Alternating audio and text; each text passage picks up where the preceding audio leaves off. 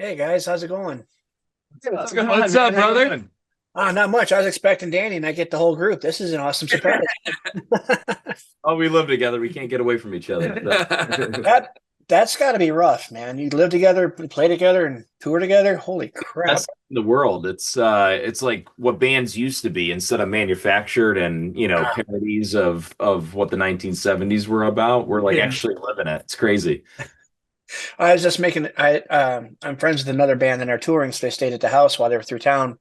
And they were telling me that, after we've been on tour for like a month or two together, we need like 2 weeks of just solid break from each other. And I was like, listen, man, I love my wife. She lets me play their boobs, and I still need time away from her sometimes. That's funny. So, anyways, man, let's get the introductions out of the way. I'm Drew with Outer Band and Photography, and I also do freelance work with our Unrated Magazine here and there. And I was approached to interview you guys, and I'm covering your show in Pittsburgh on Sunday night.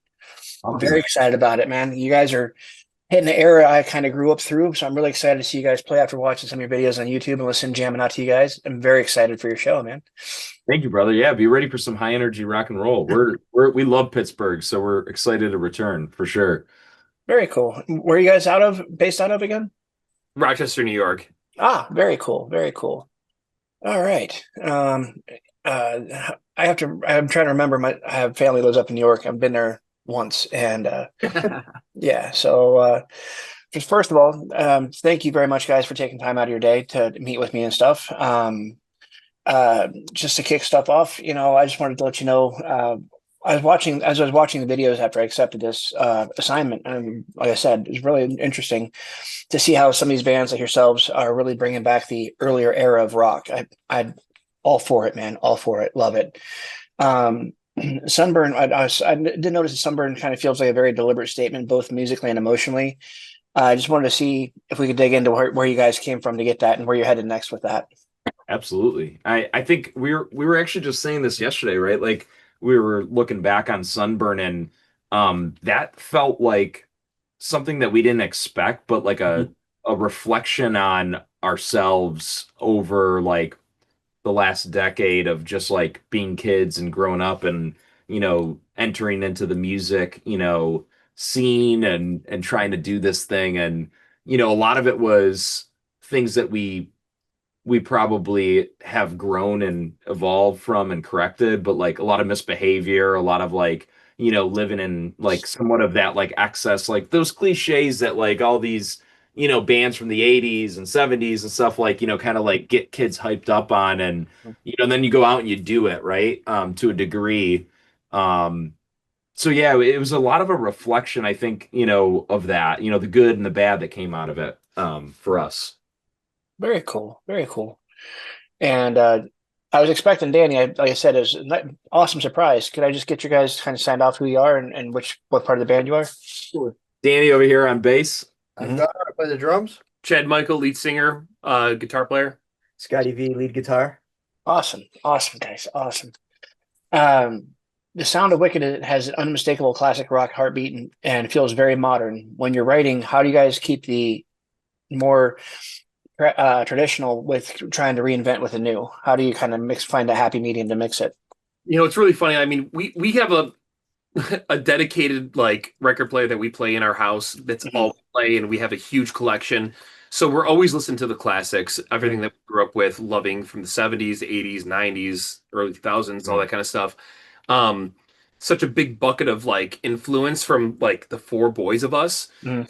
And really, when it comes together, it creates this like unique thing that's what we call Wicked. Music without boundaries, right? Yes, exactly. Yeah. Genre bending, if you will. Like we just we're fans of so much different music, and we don't want to make something that's super confusing because our brand is definitely rooted in the high energy hard rock. But we're kids who grew up in the 90s and 2000s, but for some reason also fans of stuff from the 70s like Slade and Thin Yeah. Lizzy and all this stuff. And it's like, you know, we want to speak to our current audience, and so like the best way we know how to do it is to be true to ourselves and just blend whatever is really piquing our interest and creativity and oftentimes that has a large spectrum across eras and time frames and genres really. Mhm. So That's very awesomely put, man. Very cool. If you guys had to describe the jump from Last American Rock Band to Sunburn in a single image, not a word, but like what would that image look like? Oh God. The sun rising over the desert. That's It's 4 a.m. That's great. Yeah, 4 in the morning. Yeah. For me, it's like for me that image is like some kind of like oh God, it's like it's got to be like the A difference volcano. it's got to be like that difference between like us, like Last American Rock Band was that look of us being like, in these like deep dark clubs with this like very ostentatious like wardrobe, very much like a Kiss-esque thing, very Casablanca kind of feel. And then like now all of a sudden we've we've appeared and we're just like we've gone through a tour and like we're getting out of the RV and we're just like all we got left is like we couldn't wear like the heavy leather anymore or the platform boots and we're just like we just got this leather vest that's this and a shirt that hasn't been washed in like 10 weeks like Oh, wow. That's definitely an image, man. That's definitely an image. we've gone through the ringer like grotesque image. All right. So I did see, I was looking up doing some research on you guys, and I saw more than one time you guys referred to Sunburn as pulling the e-brake on your sound. Yeah. What made you realize you needed to hit the e-brake and reevaluate? So, a lot of those songs on the Last American Rock Band were being pulled from our youth and like the songs we wrote. We'd been around, for quite a few years before that. Up and dropped. getting And our legs like it was kind of like those earlier songs, but they never got good recordings or good life to them, and they were digitally released. So we wanted to finally give that like New life. young, like energetic, punky, like whatever you want to call that thing, light. But during that time that was being recorded, we were also writing the Sunbird stuff, and that was more, what we were doing at the time. And that's when we like said like let's not be so one-dimensional of like all we're pulling from is Kiss. We used to be kind of afraid to dig into that, like AC/DC and stuff like we more of like we were afraid to dig into our like 90s and like what we grew up listening to into our thing or to our music, because we thought it had to be very consistent, like it's got to be rock and roll if you're doing rock and roll, and we were being told that by certain people, and we kind of got out of our own way and just let all of the inspiration just make it what it was. We said like wait a second, rock and roll means like defiance. listening. Don't let's tell you what to people, do. Like let's do that. Yeah. That'd be cool. Like That's actually one of the questions I had later on for when I gotta find it because it's funny. topic. One of the things I was curious about was, back in the day, 70s, 80s, 60s, 70s, 80s, like the really founding days of rock and roll kind of meant like rebellion. And what does rebellion look like to you guys today? Well, it's funny because you'll hear from some people, but like nowadays it's not doing drugs and all that stuff. It's like you could find a dime a dozen people. Now it's like, hey, we come home together, we live together, we're hitting the gym, right? Like we're eating good. How do we like sustain being on the road? And also like as you look at like our career and what we've changed with our clothing or how the music starts to change, it's like what we just said, rock and roll to us is a little bit of that defiance of like what interests us, but isn't like the machine telling you what to do. And that machine could be a manager, whatever, a label, something. And it's like, I'm not interested in just like being a rebel without a cause, but like, I don't want, I could go to work, a day job, and have somebody tell me what to do. Like we're creating stuff that's interesting. And like, if everybody else is in black, then we're in white and vice versa. Right. Like we just want to like give people this notion that if you're going to be different and you're going to stand out, that's okay. And you should have the, the bravery to do that. If it aligns with what is true to you. So yeah. Very awesome. Very awesome. Now you made the joke about 10 weeks on the road. I'm curious, with 4 dudes, that's got to be sorry about that. It's got to be some munchies on the van. What's a necessity? It's like a staple on the tour van, man. Smash burger. So we had these 2 roadies that came out on the road with us for our tour with Raven, and this one guy, really good friend of ours, surprised us. he brought this whole box of these like big thick bags, and we're like, "What are those for?"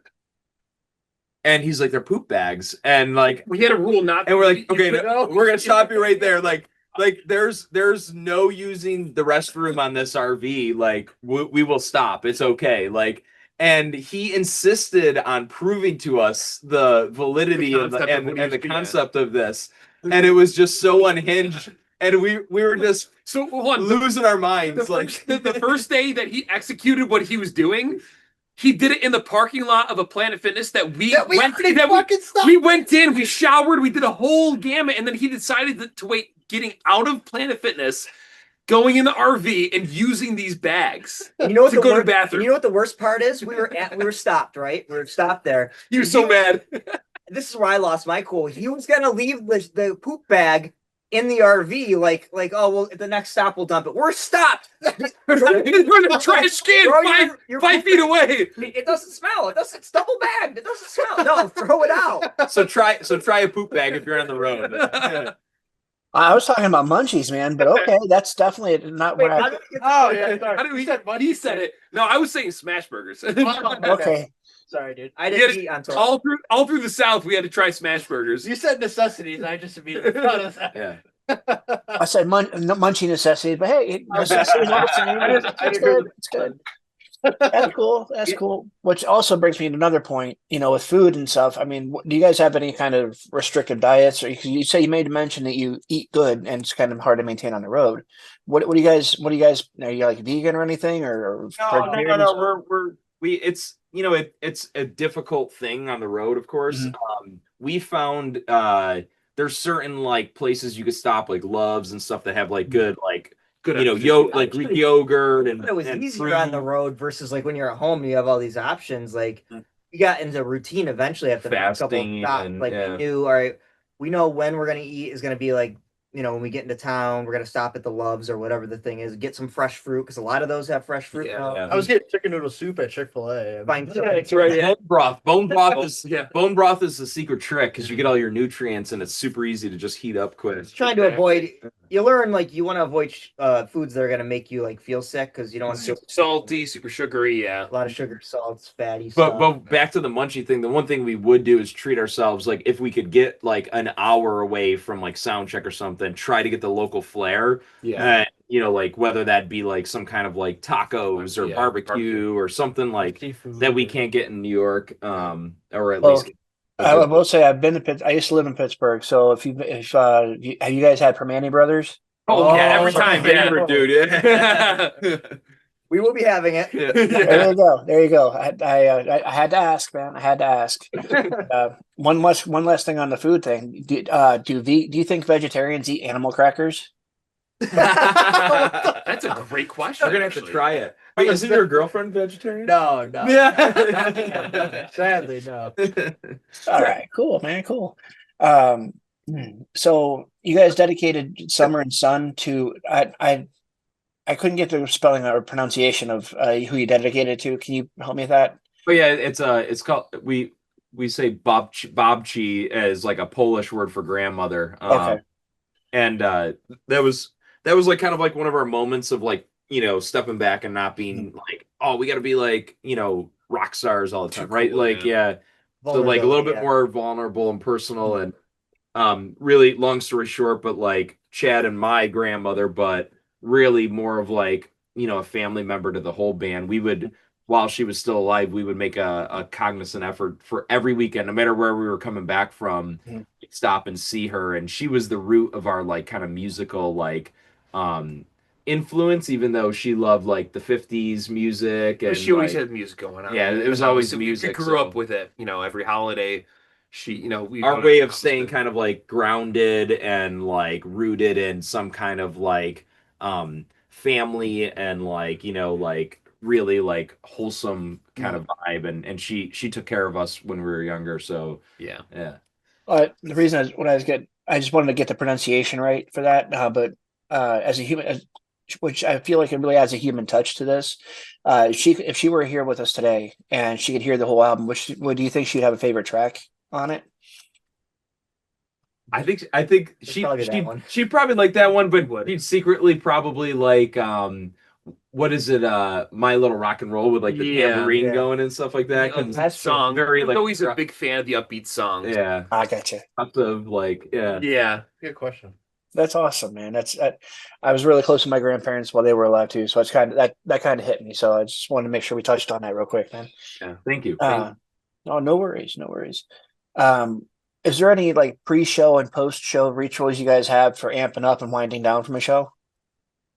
Yeah, I think you know, before the show, we always try to like get a little bit of like meditation, like where we're just trying to like not get too overboard with anything, and you know, doing some like good breathing exercises and relaxing, trying to stay away from food and stuff, but like after the show, it's after the show. The show's funny, like depending on like what the show is. If it's like a off show thing, like we did recently, where we went down to Harrisburg, PA, and we're deciding, okay, it's only one day. We're gonna fast most of the day and wait till after to eat.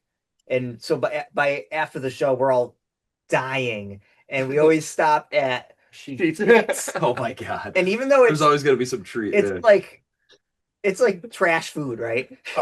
But when you're that hungry, it's like doesn't matter. You're ordering a sandwich with mozzarella sticks on it, and then they're like cheese bites. And then they're like, Danny, why are you putting gas station shrimp on a burrito? You got land, earth, and sea all over it. Like it's fresh, right? You got them all mixed. Gas station sushi and gas station shrimp. I'm sorry, I can't trust it. I can't. So you've been touring with Raven, as you mentioned a little bit ago, connecting with a lot of new fans and everything. Is there something about Wicked first-time listeners never expected or were surprised by in the show? I think every single show was a big surprise for the listener. I mean, you're on like basically a thrash metal bill. I mean, we obviously pull a little bit of a different like mix of flair to our music, but I think the high energy part is what always got people, because you know, they might make their early assumptions, looking up the band ahead of time, or even us just stepping onto stage before we play a single note or do anything. And I remember like San Francisco was the best example, you know, big thrash metal community, and very like, you know, arms crossed, like, you know, dare to entertain me kind of thing. Metallica came from there. Yeah, and Testament. I mean, all those big metal bands. And then after our set, like we had these guys that were like, you know, like, you're not real metal and this and that, and we're like, that's fine, like that's cool, like we're gonna go do our show. And they all came back and they're like, okay, we need 2 vinyls, a CD, and like 3 shirts. I like that one, like you know. And I think it's like I said, like, when you could like just step aside, we don't have to be your favorite or like, you know, the starred thing on your playlist, but like if you come to a Wicked show, it's high energy, it's fun, we're going to bring the community together, and you're going to have a really good time and enjoy the music. So I think it's kind of like that, and that's why we like to pull in that broad spectrum. So on a side note of that, I will say that's something about people today at shows that really bothers me. The whole thing about metal, in my opinion, since I've been in the metal scene since I was 11. It's a lot of years, man. It's always been about inclusive, about bringing people together, having check your stuff at the door. I mean, we're all family when you come in the door, and now people are being so elitist. Well, that's not hardcore. That's not this. That's not that. Okay, I'm here to have a good time, man. Not be divided. I don't know what your deal is. You know, I love that you're on that same wavelength, because that's what I preach, whether it be for like, you know, the rock and metal scene in general. You know, you could sit back and complain and say like it should be bigger than it is, but I have a strong belief that those kind of actions and that kind of mindset is a part of what's stinting it, because the machine, the record companies are dangling the strings, and that's a part of it. But you know, if people would support each other more, like I love, you know, we have friends that were on tour in Canada that are like a death metal band, and we'll go and see them and have a great time. It's not what I listen to all the time, but it's awesome, you know? And I think, you know, if you could get to that level, whether you are an artist or a fan or even both, just like support each other, that's that community thing that's so important. It sounds so cheesy, right? You know, people could just say that, but it really is the important part of it, because it gets you away from your day to day and gives you that moment to just enjoy creativity, art, and entertainment. You know, Yeah. Absolutely, man. Absolutely. Let's see here. What's my next question? When you guys look back at the early days of Wicked demos, what's one thing that you'd tell your younger version of yourself before stepping into the chapter of Sunburn? I think it's don't be afraid of putting down whatever your thoughts are or whatever your influences at the time, and come back to it with fresh ears, after a couple days, and be proud of what you put down. For me at least, I listen back into old demos right now and I'm like, I want to record that. re-record it. I love it. I don't know where his mind was at that time, but I love what he was creating, Yeah. I didn't hear you, man. I'm sorry. Oh, I think every artist goes through that. I mean, absolutely. Anyway, I mean, I wish I did stuff on Sunburn that I know now. Yeah. Very cool, man. So nostalgia fuels a lot of rock energy, but it can also trap artists in the past. How do you guys keep your sound and identity from getting stuck in any one place? That's a good one. Yeah, that is a good one. Yeah. I think a part of it is like the theme of us talking about letting ourselves be influenced by different things and not have boundaries. A lot of it too, though, is even beyond like what you're listening to. We find that for growth with us and evolution is really has a lot to do with us just like not being so like hyper focused and stressed about like we've got to write a song, we've got to do this, we've got like go and live your life. And I say Best this songs come from living. I say this all the time, like like Scott said, our most creative moments are like we just went together and like took a trip or went on a vacation or did something or went out to somebody else's show or whatever, went out to dinner. Like it's like that's when you're like you're growing, right? Like you're being inspired by things in real life, and it's taking you somewhere else. And so I think that's even more important than like I want to be like Motley Crue, and so every day I'm gonna try to, you know what I mean, like recreate this song or that song. And we don't even have that thought. We're like, all right, someone came, home from work one day or whatever with a riff, and it's like, oh damn, that sounds really cool. And then he's writing lyrics and he's writing lead parts and he's writing drum parts. We've never had a hard time writing music, and we've always, I think that's because we've always let the inspiration find us. We don't ever look for it. Yeah. That's like I don't know how old you guys are, but one of my favorite 80s movies is Real Genius, and there's one line that just really sticks with me is you can't dictate innovation, that's awesome. So not just kind of on that continued thought, what's like the weirdest inspiration, what's the weirdest situation or inspiration that you've had to write something? Ooh. Weird for like our listeners, like we say like MO or something like that. Like we sometimes listen to like some like obscure pop stuff. That like influences like an idea or a riff or whatever. Or even on the other side, the whole metal thing, like that's great. Yeah. We have both sides of the spectrum with the music. Yeah. I didn't know if there was anything that happened in life that you're like, that's really funny, I need to write about that. I just didn't know if there was something weird. Yeah, no, I think I'm trying to think back to like Whoa. Oh, that's cool. It's probably got to be like, remember when we were trying to like pretend that you own the house? Yeah, it's got to be that. Like for me, like that whole thing. So like us sharing our identities for like 3 years straight.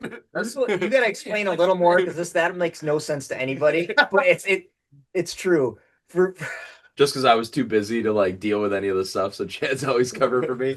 I feel like that seeped into some of that Sunburn stuff. Yeah, it did a lot. Yeah, trading identities. He'd be answering the phone as Danny Martin like all the time, like, "Hey, Danny Martin here," but it's for the longest time. He's my step in. For the longest time after college, I tried to get a job, and I almost introduced myself as Danny Martin because I was like, I lived it. I was like an actor, like. Like the method of acting, like I am Danny Martin. I'm gonna live Danny Martin. Meanwhile, so I am him. Meanwhile, I wasn't on the lease yet, so I had to like hide in bathrooms, and stuff, whenever the landlady came by. I had a futon, so the bed would go into the couch.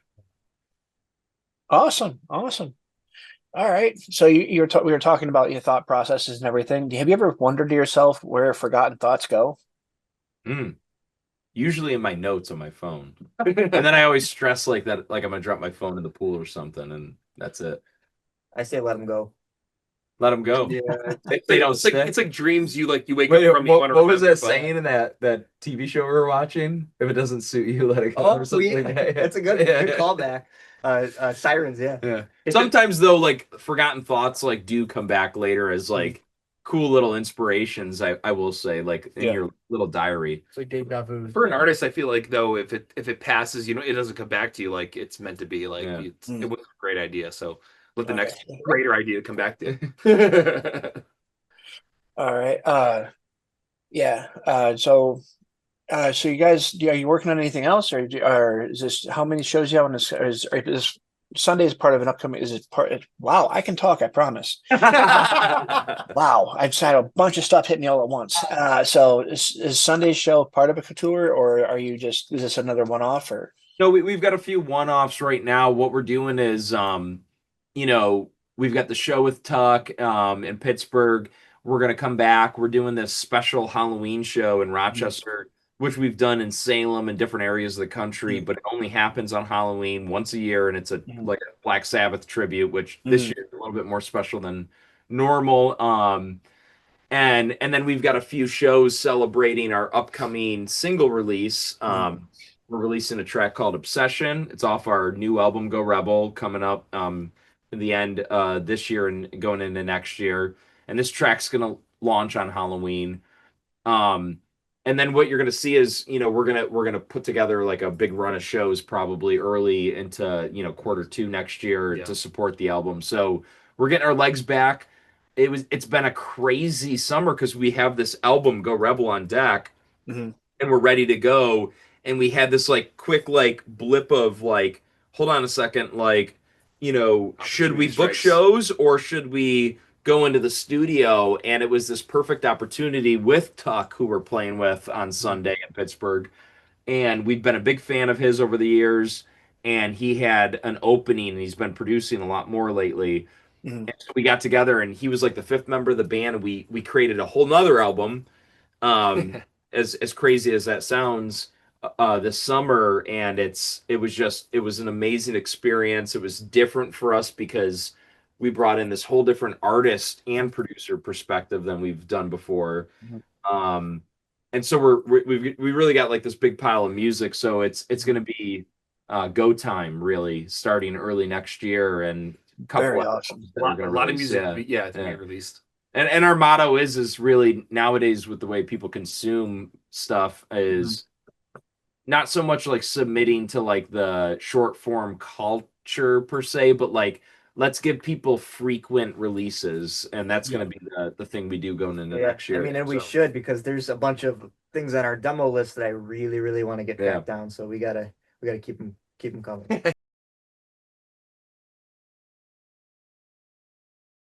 A lot of boring math later.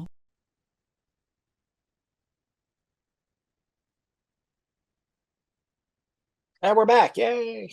Hell yeah. Awesome.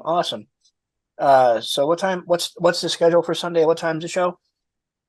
Shows, I think the doors are at 5:30, right? 5:30. 5:30. Yeah, Show starts at 7. Yeah. Awesome. Very cool. Yes, Pittsburgh's an interesting place, man. That's definitely sure. They have their own dialect there. It was, like I mentioned, the Permane brothers. Yeah. Yep. Yeah, it's definitely a unique dialect there.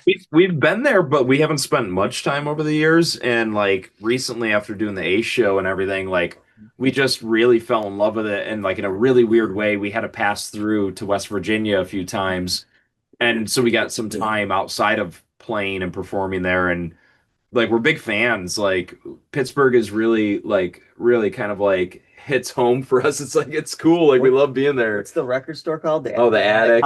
Ides food places. Ides with they had the Attic there as well. During when I was living there, they were filming Dogma, and I bumped into Kevin Smith at Ides a couple times. Where was that comic book store with like the 4 levels? That's Ides. It's over on Ides. Yeah. And we, so we just missed Tobias Forge from Ghost when we were there. and we were in that store, and I was like, store, I was like, are you kidding me? Like that would have been so cool, like to see him like. Whatever you do, I interviewed for a job a couple years ago with a guy. I got the job, but he kept talking and he said certain words. I'm like, where are you from, dude? And he says, Pittsburgh. I said, where? He's North Side. Where? Monroeville. Why? I said, hey, Ian's guys want to go up Mount Washington, get some RC Light, John Eagle, and get some and watch the Steelers. It's like, do you want this job? I speak fluent Yinzer. What do you want, man? But that's awesome, man. I'm really excited to meet you guys in person. This is a nice introduction, obviously. Excited to see the show. No joke about that, man. And I have to say it. When I was a kid, during the '80s and stuff, the metal, the hair bands and the metal and stuff was kind of like. And I look back at it, and it's like that was actually really fun as an adult. It's like I can see it now, and then seeing like bands like yourselves reviving that, it's like this is fun. This is awesome. And like you mentioned thrash metal earlier, I really enjoy the homage and people trying to bring it back. It's just really seriously, man. Good on you guys. I really appreciate it as a concert goer. So. So you mentioned a new album that's coming out. You mentioned a bunch of drops are coming out like in Halloween with dropping a new song. Very excited to hear that. And then when's the new album coming out? The new album's going to drop probably like end of Q1 going into Q2 next year, so springtime. And you know, it's a rather lengthy album compared to like what people normally consume. It's 13 songs, so we're gonna do a series of singles. And the little bit of the different approach that we're taking with this is like we always have like the music videos and stuff that go with it. But when we were out in at NAMM in Anaheim in February, we shot some music videos, and we try to approach it differently because I always say, like in interviews and stuff, I like try to get this out to people, is like, since we're always together and you know we really enjoy doing this thing, it's like our passion, you know, we don't try to just like, you know, performance video, this, that, like it's not, you know, we want to make it an experience for ourselves and then for our fans. So like we're always trying new things, going places. It's as much of a music video for the viewer, it was like some kind of a trip or some kind of an experience for us. And I think that keeps like that authenticness in there. Well, and so we set the bar pretty high with the Sunburn videos, like going out to California and doing videos. And like, so when we set out to do that, we're like, we can't just do regular videos, just like you were saying. We gotta like do some crazy stuff. So like renting out that big compound in the desert and just living out there and doing the sun. Yeah, that was us like living in the desert for a week before we even like shot the video. Like it was like us like trying to like get that vibe and like what was actually happening. So it's kind of like that, but like in a new way, and it's gonna bring like these videos with these singles where they like intertwine and like episodic. Yeah. Not so much like not like a concept thing, but like sort of, you know. At least from the video standpoint. So it was kind of fun, and we're looking forward to that coming out. So it'll be a cool build up to the album, and the whole Go Rebel album is really us trying to like lean into that. Like it's more than just us. We're not just this focal point. We're this conduit, right? A conduit for the community, and like, hey, like how do we get this music to be like your theme song and something that like drives what you do, you know, like whether you're a skateboarder or you're, you know, into muscle cars or racing or gymnastics or whatever, like, you know, we're trying to like show people that it's more about the community and the group than just us being like jackasses on tour. So Well, that's like, and the thing is, like you mentioned, the passion, and you guys must have the passion for this being, like I said, you're together all the time, and you can tell who's in it for the money and who's in it for the passion, who's in it for really because they want to be there, they want to live the life, and that's very obvious when you can tell who's where on which side of that equation, in my opinion, anyways. I am curious, do you guys have any favorite venues or favorite places you've played or places you aspire to play at? That's a great question. What do you think your favorite venue is, Scotty, that we've played at? I think just for the fact that it was the Whiskey A Go Go for me it was a good show. in general, just because it was so exciting and there was a lot of people and all that, but also just like seeing everybody on the wall and everything, and just since I was a little boy, like I'm gonna play on the Sunset Strip, and I'm gonna, boy in New York and get there, and it's a milestone for you. Yeah, it was definitely a milestone. Yeah, I think for all of us too. I think for me, it's like the opposite end. Like when early on in our career, we really had a strong presence in the city. Like there was a scene going on in New York City. It was the old, I mean, it's Webster Hall. Yeah. And like it was just this time that like probably won't happen again. It'd be cool if it did, but like there was these young kids and like this band of people that like were into rock and roll, dirty like punk rock look. Yeah, rock and roll from overseas and locally and everywhere. And we would go out in the city. A lot of us would travel from Jersey and stuff, and we would go in to the Lower East Side, and we'd go to like some spot and people would be DJing each other's music. Like, I mean, like new bands music, like original music. It was cool. There was a scene. And then we would have shows, and like I remember opening for like Crash Diet from Sweden at Webster Hall, and like it was kind of like our Sunset Strip, you know what I mean? But like with that raw New York dirty street vibe, and it was really cool. And we've been to amazing places since then, but there's a little bit of nostalgia there. That for granted, because we didn't think it was going to just disappear like that when we were doing it. I think a lot of bands back in the 80s though thought the same thing with Sunset Strip though. Yeah. It kind of just disappeared. Yep. All right. What's you guys mentioned you're like you have a lot of eclectic. I don't know if the eclectic is the right word for it, but like a wide range of musical interests and stuff. Sure. What's like one of the most weirdest or oddly influential bands or musicians that you've? One that nobody ever expects that actually has a huge influence on how we write music is Third Eye Blind. Yeah. It's like, there's such like a negative connotation with like pop punk, and of course that was the era that we grew up. But I always see Third Eye Blind's like catalog of music as more of a Bowie-esque approach to rock and roll. And if like you dig into like the songs that aren't their popular like anchors that made them all the money, like you might see that. There's a little bit of that, and then the other really weird one is there's like this electronic pop star out of Denmark.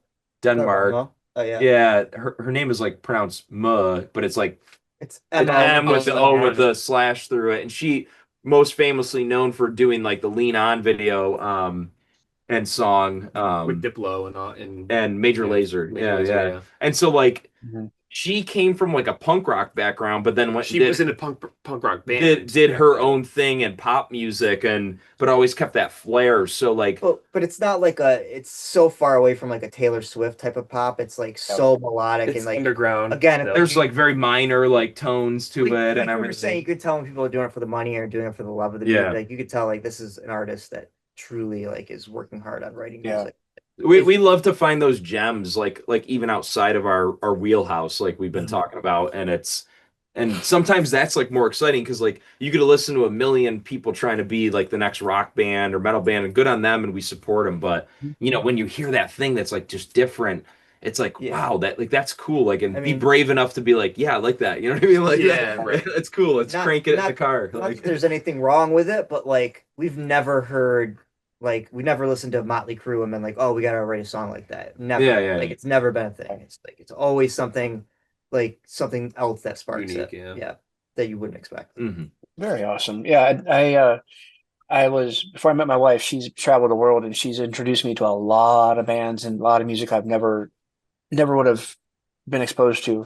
I kind of have my same repeat, and I love hearing when bands are in a certain genre and they love listening to other artists from other countries and different genres, and then I have to check it out, and I just love that, man. And it's just there's like a lot of stuff like when I've learned that Lars from Metallica likes to listen to rap, it's like what?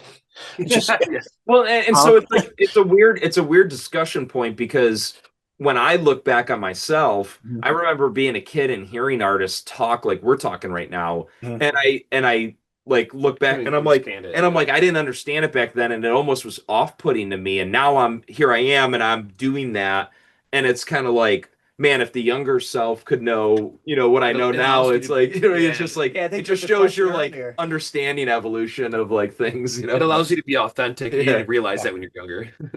Yeah. It's amazing how we change as people, especially I can't even fathom how you guys do what you do. I couldn't carry a note in a bucket, man. Trust me, I don't want to hear it. But so that's very cool, man. I'm trying to think if there's anything else I wanted to ask you about. Where'd my questions go? There they are. So I just we're talking about evolution and everything. So what do you think came first? The color or the fruit orange? Oh, Well, That's a great question. Color or the I would say the color. wait. No, definitely the color. no, the fruit came first. No. Hold on. That's ridiculous because The name Because- or well- hold on, wait a minute. color is just a reflection of light or whatever, right? Yeah. So it's always been there. Correct, yeah. And oranges have not always been there. Yeah, and We don't know let me that, let me though. go let me go Me too. let me go conspiracy theory on you. We were on the asteroid that killed the dinosaurs, and we're really Here we aliens. go. So like, here we go. So like, theory older. No, continue. I'm curious. So we killed the dinosaurs, right? And like we have no perspective of our own evolution. So like we are like these aliens, and all of a sudden now we brought this ability to see these fruits with color bands and spectrum. So you're saying So the oranges dinosaurs, were- we have the you're ability. saying the right? dinosaurs, and Dinosaurs the oranges on were black and first. white, like they did in the Fucking- 50s. What the fuck is going on? Thank you, TikTok. Yeah, that's great. I didn't. That's not the reaction I was expecting. I like it. Yeah, dude. It's like somebody was saying we're the descendants of the people that used to fight the dinosaurs. No, we're descendants of the quick little bastards that got back to the cave. Okay, so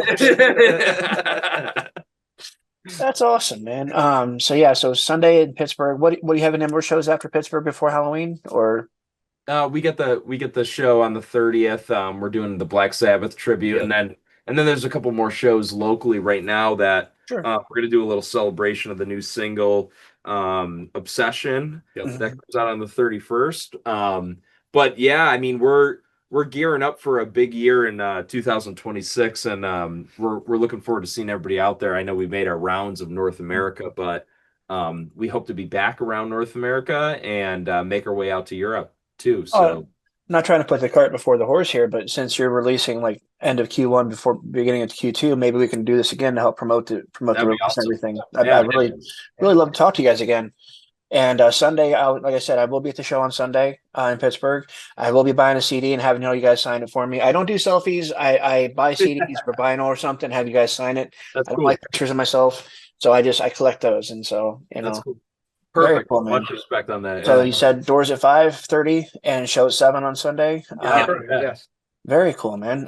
Yeah, I'm seriously excited to meet up with you guys and stuff and talk more. But yeah, so I'm gonna go ahead and let you guys get back to your evening and stuff and enjoy your weekend. And I'll see you on Sunday, man. Thanks for having us. Thanks We'll see you so soon, much, man. man. Yeah. Rock and roll, brother. Thanks, man. See you guys later. Yeah. See you, brother.